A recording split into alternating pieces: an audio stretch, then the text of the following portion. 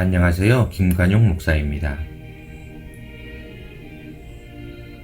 지금으로부터 2559년 전쯤 예루살렘을 함락시킨 바벨론의 마지막 왕 벨사살은 1,000명을 초대하여 대규모 파티를 열었습니다.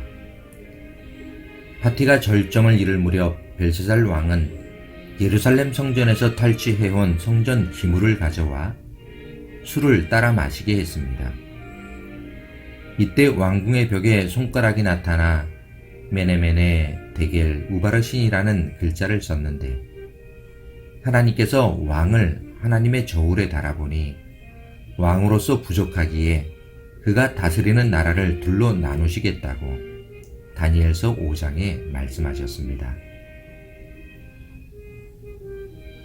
벨사살 왕은 이방인이었지만 하나님께서 그를 저울에 달아 보셨다는 것인데, 그것이 믿음의 사람들인 우리들을 더욱 긴장하게 만드는 것 같습니다. 하나님을 믿지 않는 벨사살 왕은 하나님을 전혀 모르는 사람인데, 하나님께서 그 사람을 살펴보고 계셨다는 것인가? 그렇습니다. 하나님은 창조자로서 인류와 역사의 흥망성쇠를 주장하시는 분이십니다. 당신이 믿음의 사람이건 아니건 인류를 살아가는 사람은 그가 하나님을 알던 모르던 예외 없이 하나님이 저울질 하시는 저울에 반드시 올려지게 될 것입니다. 다니엘의 말은 왕이 듣기에 기분 좋은 말은 아니었지만, 벨사살은 즉시로 다니엘에게 자주색 옷을 입히고 금 목걸이를 걸어주며 나라에서 세 번째로 높은 자리에 임명했습니다. 그런데 그날 밤 벨사살 왕은 죽고 말았습니다. 그리고 하나님은 그분이 말씀하신 대로 바벨론을 두 나라로 나누셨습니다. 사랑하는 성도 여러분, 벨사살 뿐이겠습니까? 하나님은 오늘도 당신을 저울질하고 계시다는 사실을 잊지 마시기 바랍니다. 욥기 31장 6절에는 하나님의 공평한 저울에 나를 달아보시라는 말씀도 있고, 사무엘상 2장 3절에도 너희 모든 것을 아시는 하나님께서 행위를 저울에 달아보시는 분이라고 말씀하셨습니다. 코로나로 세상은 고난을 당하고 있습니다. 지구촌에 예외인 곳이 거의 없을 지경이며 지금까지 이런 일은 한 번도 없었습니다.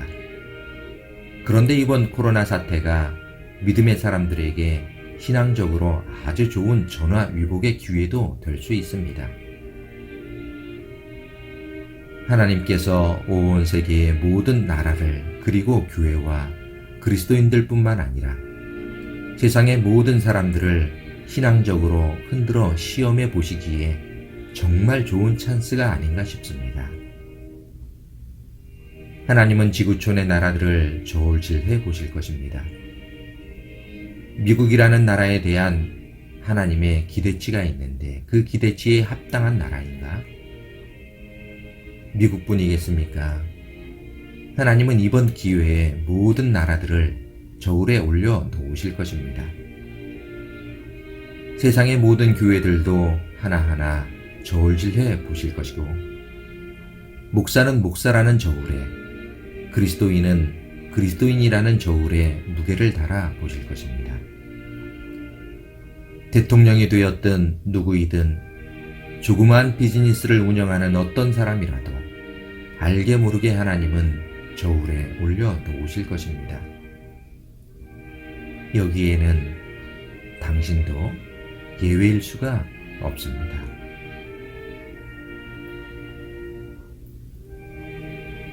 교회를 섬기고 하나님을 위해 산다고 하지만 때때로 하나님을 예배하는 목회자로서 두렵습니다. 나는 과연 하나님의 부르심에 온전함으로 사역을 하고 있는 목회자인가?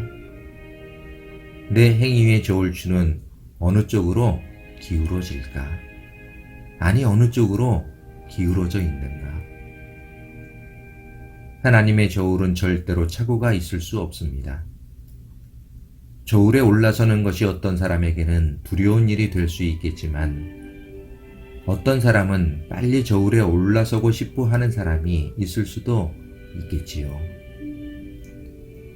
당신이 저울에 올라섰을 때 하나님께서 네가 나를 이렇게 사랑하고 있을 줄 몰랐는데, 네가 신앙을 지켜내려고 이렇게 큰 희생과 수고를 해왔었구나. 정말 수고했다. 마지막까지 잘 견뎌내 주기를 바란다는 하나님의 말씀을 들을 수 있는 사람이 왜 없겠습니까? 감추인 것이 드러나지 않을 것이 없고 숨은 것이 알려지지 않을 것이 없다는 누가복음 12장 2절의 말씀이 어떤 사람에게는 두려운 말씀이 되기도 하지만 어떤 사람에게는 빨리 그날이 오기를 기다리는 사람도 있을 수 있을 것입니다. 사랑하는 성도 여러분, 당신을 판단하시는 하나님의 저울의 추가, 어느 방향으로 움직일 것인가? 그것은 지금 이 순간에 당신의 신앙적 결단에 달려 있다는 것을 꼭 기억해 주시기 바랍니다.